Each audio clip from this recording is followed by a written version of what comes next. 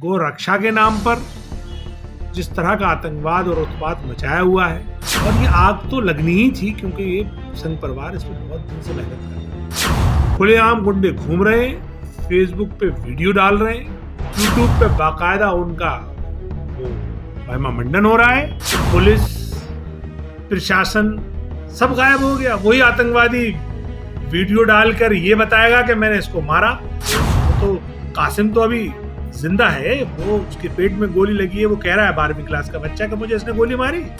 वारिस तो ये कहते कहते इस दुनिया से रुखसत हो गया कि मुझे इसने गोली मारी। इस सरकारों को डूब मर जाना चाहिए कि उनके राज में आखिरी खुलेआम जुल्म, खुलेआम आतंकवादी घटना हम जलाया और मारा और काटा जा रहा है। और वो कहेंगे जिस तरीके से राजस्थान में जुनैद और नासिर की जलाकर हत्या कर दी गई, उसके बाद जो आरोपी है अभी तक गिरफ्तारी नहीं हुई है, सिर्फ एक बंदे को छोड़ कि दिल के फपोले जल उठे सीने के दाग से, इस घर को आग लग गई घर के चिराग से। देश की जनता ने जिस पार्टी को सरकार में बिठाया था और उसे रक्षा करनी थी, देखने में ये आ रहा है वही भक्षक बन गए। चाहे वो राजस्थान की सरकार हो या हरियाणा की सरकार हो, और भारतीय जनता पार्टी और संघ परिवार का तो पूरा एक इतिहास है कि वो गौरक्षक के नाम पर जो गुंडागर्दी फैली हुई है, गौ रक्षा के नाम पर जिस तरह का आतंकवाद और उत्पात मचाया हुआ है। अब ये जो घटना हुई है, जुनैद और नासिर को जिंदा जला दिया गया और जख्मी हालत में पुलिस ने लेने से मना कर दिया, उसके बाद फिर उन आतंकवादियों के हवाले कर दिया और उन्होंने उसको जला दिया, ये अब तक की इंतहा है। और ये आग तो लगनी ही थी क्योंकि ये संघ परिवार इस पर बहुत दिन से मेहनत कर रहा है। ये उसका एक डिज़ाइन है कि समाज में मुसलमानों के खिलाफ नफरत बढ़े, और उसने बहुसंख्यक वर्ग के नौजवानों को रेडिकलाइज किया है। उसका ये नतीजा है। अफसोस की बात यह है कि हमारे बुजुर्गों ने जिस मुल्क को बनाया था, और ये मुल्क जिन कानून की अक़दार पर खड़ा था, या यूं कहिए कि संविधान की मुख्य धाराओं पे ये यहाँ का देश की व्यवस्था खड़ी थी, उस सब को तार तार कर दिया भारतीय जनता पार्टी। खुलेआम गुंडे घूम रहे हैं, फेसबुक पे वीडियो डाल रहे हैं, यूट्यूब पे बाकायदा उनका वो महिमा मंडन हो रहा है, और भारतीय जनता पार्टी खुलेआम उनको बचा रही है। लेकिन उन्होंने वीडियो जारी करके कहा है कि मोनू जो है, जो आरोपी है, कि मैं जिस दिन ये घटना हुई उस दिन मैं गुड़गांव में एक होटल में था, मेरा उससे कोई वास्ता ही नहीं है। तो हैरानी की बात यह है कि पुलिस प्रशासन सब गायब हो गया। वही आतंकवादी वीडियो डालकर ये बताएगा कि मैंने इसको मारा। अरे वो तो कासिम तो अभी जिंदा है, वो उसके पेट में गोली लगी है, वो कह रहा है 12वीं क्लास का बच्चा कि मुझे इसने गोली मारी। वारिस तो ये कहते कहते इस दुनिया से रुखसत हो गया कि मुझे इसने गोली मारी। और ये दोनों जो पूरी जलाने की घटना है, इसके सब गवाह हैं, इसके बाकायदा उनके कज़न के बयान हैं। ये तीनों चारों चीज़ें और उससे पहले की जो तारीख है, मतलब ये काफ़ी नहीं है। ये हम सब भारतवासियों को शर्म से डूब मरने का मुकाम देती है। ये सरकारों को डूब मर जाना चाहिए कि उनके राज में आखिरी खुलेआम जुल्म, खुलेआम आतंकवादी घटना है, खुलेआम जलाया और मारा और काटा जा रहा है, और वो भी किस वर्ग को, जो कमज़ोर वर्ग है। तो इसलिए आरोपी कुछ भी कहे, सरकार पे ये सवालिया निशान है, खासतौर से भारतीय जनता पार्टी पर, जो झूठ का पुलिंदा है और जो बार बार कहती है हम पसमानदा मुसलमानों के साथ खड़े होंगे और उनको मुख्यधारा में लाएंगे, उनको सपोर्ट करेंगे। तो ये पसमानदा मुसलमानों के साथ सपोर्ट है आपका कि आप सिर्फ गौरक्षा के नाम पर गौकशी के या गौ तस्करी के शक में आप लोगों को जिंदा जला देंगे। इस मुल्क को इन्होंने बनाना रिपब्लिक बना रहे हैं। इस मुल्क को बिल्कुल यानी कि लॉलेसनेस हो जाएगी इस मुल्क में, तो आखिर इस मुल्क में फिर बचेगा क्या। तो इसलिए ये बहुत ही गंभीर, अत्यंत भयावह और बड़ी तशवीशनाक हादसा है। इस पे सब भारतवासियों को खड़े हो जाना चाहिए। इन जालिमों को, मर्डरर्स को, हत्यारों को जितनी जल्दी हो सरकारें इनको, इनके खिलाफ कार्रवाई करें, उन्हें बंद करें, क्योंकि ये सिलसिला तो काफी लंबा है।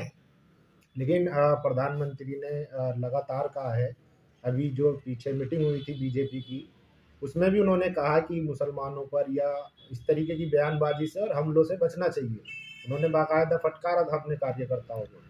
देखिए, ये मुंह में राम बगल में छुरी, सर सहलाऊं भेजा खाऊं, इस विचारधारा पे आरएसएस शुरू से काम करता है। और इसी विचारधारा के चलते बापूजी की हत्या की थी उन्होंने। इसी विचारधारा के चलते आज हिंदू मुसलमानों में एक बड़ी नफरत की खाई खड़ी कर दी। वही विचारधारा, वही सिस्टम है उनका कि बोलते कुछ है, करते कुछ है। अरे भारतीय जनता पार्टी की जो मीटिंग में उन्होंने कहा उसे तो छोड़ दीजिए। एक मीटिंग गृह मंत्री और प्रधानमंत्री ने पूरे देश के डीजीपीज की ली, तो पुलिस मुखिया है राज्यों के, वो उनकी ली, और उसमें उन्होंने बाकायदा कहा कि साहब मुल्क में नौजवानों में रेडिकलाइजेशन बढ़ रहा है और वो रेडिकलाइजेशन हिंदुओं में बढ़ रहा है। ये डीजीपीज ने अपना कंसर्न जाहिर किया, उसे बाकायदा अखबारों ने, बीबीसी ने या इंडियन एक्सप्रेस ने रिपोर्ट किया। उसके बाद भी सरकार के कान पे जू नहीं रेंग रहे, सिर्फ इसलिए कि उसको ध्रुवीकरण चाहिए, उसको वोट चाहिए। तो क्या वो देश को जला देंगे या देश की जो आम कमजोर आवाम है उसको इस तरह से नजरे आतिश कर देंगे? तो ये बहुत ही भयावह स्थिति। लेकिन सर, इस मैटर पे भाजपा को कहीं ना कहीं कटघरे पे खड़ा कर देना कितना सही है, क्योंकि उन्होंने तो नहीं किया है ना, कहीं ना कहीं भाजपा का कहीं हाथ नहीं। वो तो कहते हैं कि इन्फ्रिंजमेंट एलिमेंट्स जो है, एलिमेंट। ये मेन एलिमेंट है भारतीय जनता पार्टी की जो सहयोगी संगठन विश्व हिंदू परिषद ने अभी बयान जारी करा है कि साहब अगर आपने इनको बनाया, इनको हत्या के नाम पर, जबकि खुद हरियाणा सरकार ने एफआईआर करी है मोनू मानेसर के खिलाफ, तो हम ये कर देंगे और वो कर देंगे। ये क्या है भाई? जब भारतीय जनता पार्टी का एक सहयोगी संगठन बाकायदा ओपनली कह रहा है तो अब कौन सा सबूत चाहिए? भारतीय जनता पार्टी इन आरोपियों को बचा रही है, लेकिन मैं आपको बता दूं कि भारत की जनता ये सब देख रही है। ऐसी बात नहीं है। भारतीय जनता पार्टी इस गुमान में है कि वो कभी हारेगी नहीं, उसे भारत की जनता कभी रिजेक्ट नहीं करेगी। मैं समझता हूं ये उसकी भूल है। आम हिंदुस्तानी इंसानियत में बिलीव रखता है। आम हिंदुस्तानी नहीं चाहता कि किसी गरीब का खून सड़कों पे बहे, कोई गरीब इस तरह से सरेआम जलाया जाए। आम हिंदुस्तानी मानवतावादी है। तो ये जो भारतीय जनता पार्टी ने जो मानवता का जनाजा निकाला है, मैं समझता हूं कि इसको उसका खमियाजा भुगतना पड़ेगा, चुनाव में भुगतना पड़ेगा। और अभी हमारी संस्थाएं, चाहे पुलिस हो या अदालत हो, अभी उसमें भी इंसानियत है, अभी कहीं ना कहीं जरूर उसमें इंसान छुपे हैं।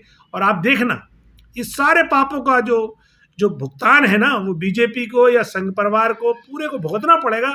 आप और हम देखेंगे और हम बताएंगे आपको कि देखिए ये इसकी करनी थी, इसका ये खमियाजा भी भुगत रहे हैं। जिस तरह से अडानी को, जो उनका मित्र है, उसके फुकने में हवा भरी थी और सारे करप्शन और सारी मर्यादाओं को ताक पर रखकर उसको दुनिया का सबसे अमीर आदमी बना दिया था। निकल गई ना 15 दिन में हवा, आ गया ना वो, उसका आपने उसका साम्राज्य आधे से भी कम पे आपने देख लिया ना। उसको 10 लाख करोड़ की उसकी संपत्ति स्वाह हुई ना। अभी आप देखेंगे अभी और 5 लाख की संपत्ति और स्वाह होगी। तो क्यों? क्योंकि आप जब अन्याय पे, असत्य पे, जुल्म पे, करप्शन पे, भ्रष्टाचार पे अपनी इमारत खड़ी करते हो, तो ये आपको भी नहीं पता ये कब तक खड़ी है। जिस दिन ऊपर वाले की आवाज आएगी, उसका नंबर आएगा, उस दिन ऐसी भरभरा के गिर जाएगी जिस तरह से अडानी का साम्राज्य गिर गया। इसलिए अब भी वक्त है कि भारतीय जनता पार्टी अपने कर्तव्यों को निर्वहन करे, जालिमों के खिलाफ कार्रवाई करे, मजलूमों को इंसाफ दिलाए। और ख़ास तौर से लोकतंत्र में चूंकि अल्पसंख्यक जो होते हैं वो बहुत ज़्यादा अपने आप को असुरक्षित महसूस करते हैं, और भारतीय जनता पार्टी के तो राज्य में कुछ ज़्यादा ही असुरक्षित महसूस कर रहे हैं। तो उसका अब ये जिम्मेदारी है कि तुम पसमानदा मुसलमानों की तरफदारी की बात भी करते हो तो कम से कम इन हत्यारों के खिलाफ कार्रवाई करो। इनकी जगह जहाँ है जेल है, उन्हें जेल में डालो, ताकि लोगों में, आम जनता, ये मैसेज चला जाए कि हाँ भाई अब कोई जालिम या हत्यारा या आतंकवादी खुला नहीं घूमेगा, खुले तौर पे फेसबुक पे, यूट्यूब पे वीडियो अपलोड नहीं करेगा। और मेरी तो मांग यूट्यूब या फेसबुक की कंपनी के से भी है कि आप लोग ऐसे लोगों को बाइकआउट करिए, इनको ब्लॉक करिए और इनको मौका मत दीजिए, क्योंकि इनके वीडियो से समाज में घृणा फैल रही है, कमज़ोर को खतरा बढ़ता चला जा रहा है और देश में अराजकता का माहौल पैदा कर रहा है। ओवैसी साहब ने कहा है कि ये जो 2 हत्याएं हुई हैं उसके लिए जो चाहते हैं हिंदू राष्ट्र बने वो उनकी मर्जी से, यानी कि वो इसके लिए जिम्मेदार हैं जो चाहते हैं कि हिंदू राष्ट्र बने। वहीं दूसरी तरफ कानपुर देहात में एक ब्राह्मण परिवार, एक माँ और बेटी आग लगा लेती है, इस पर क्या कहेंगे? कि लगेगी आग तो आएंगे कर कई घर जद में, सिर्फ हमारा यहाँ पर मकान थोड़ी है। तो जब आप बुलडोजर राजनीति करोगे और आतंकवादियों को जब तुम पनाह दोगे और इस तरह से हथियार लहराने को आप जायज़ ठहराओगे तो ये हथियार आपके खिलाफ भी चलेंगे। आखिर कांग्रेस ने भिंडरावाले को पाला था ना, तो कितनी बड़ी कीमत चुकानी पड़ी कांग्रेस को अपने प्रधानमंत्री की जान से वो कीमत चुकानी पड़ी। और भिंडरावाले खाली भिंडरावाले नहीं था, पूरे देश को अराजकता में झोंका इंदिरा गांधी ने, कांग्रेस ने। कितने सालों के बाद देश अराजकता से निकला, अब उसी पथ पर भारतीय जनता पार्टी चल रही है। ये जिस अंदाज में लोगों को अराजक बना रही है, उसी अराजक मानसिकता ने तो उस ब्राह्मण परिवार का जान ले ली। और जैसी ब्राह्मण परिवार की जान ली तो किस तरह से मेन स्ट्रीम मीडिया उस बुलडोजर की राजनीति को बुरा कहने लगा, उन अधिकारियों के खिलाफ बोलने लगा। और जब वही बुलडोजर किसी मुसलमान के खिलाफ चलते हैं तो महिमा मंडल चलता है कि ये बुलडोजर बाबा है, ये मुख्यमंत्री का बुलडोजर है, ये बाकायदा कानून व्यवस्था लागू करेगा। तो ये जो दोहरा चरित्र, दोहरा मापदंड है, इसने देश की सम्मान को, देश की लोकतांत्रिक व्यवस्था को कमज़ोर किया है। मैं सिर्फ इतना ही कहूँगा कि इन्हीं हिंदू राष्ट्र की विचारधारा वालों ने मेरे राष्ट्रपिता महात्मा गांधी की हत्या की थी। आज वही विचारधारा वाले आम इंसान, आम भारतीय जन, जिनके लिए गांधी जी रात दिन सोचते थे, उनकी ये हत्या कर रहे हैं। बदला कुछ नहीं है, फ़र्क सिर्फ ये ज़रूर है कि उन्हीं विचारधारा वालों के पास आज राज्य और केंद्र की सरकार है। ये भारत के लिए अफसोस का मकाम है, लेकिन हम सबको मिलकर इस लड़ाई को लड़ना है, हारना नहीं है। इसको बाकायदा इसका प्रतिकार करना है, इसके खिलाफ बोलना है, क्योंकि अगर आपने आवाज़ भी उठाना बंद कर दी तो इन जालिमों के हौसले बुलंद हो जाएंगे और मजलूमों पे और जुल्म बढ़ जाएगा। इसलिए ऑल इंडिया मजलिस इत्तेहादुल मुस्लिमीन इस घटना की भर्त्सना करती है। सरकारों से, खासतौर से राजस्थान की सरकार कांग्रेस की, हरियाणा की सरकार बीजेपी की और केंद्र की सरकार बीजेपी की, इन सब से ये मांग करती है कि आप इनके खिलाफ सख्त से सख्त कार्रवाई करें ताकि आइंदा इस तरह की घटना होने से रोकी जा सके। शुक्रिया।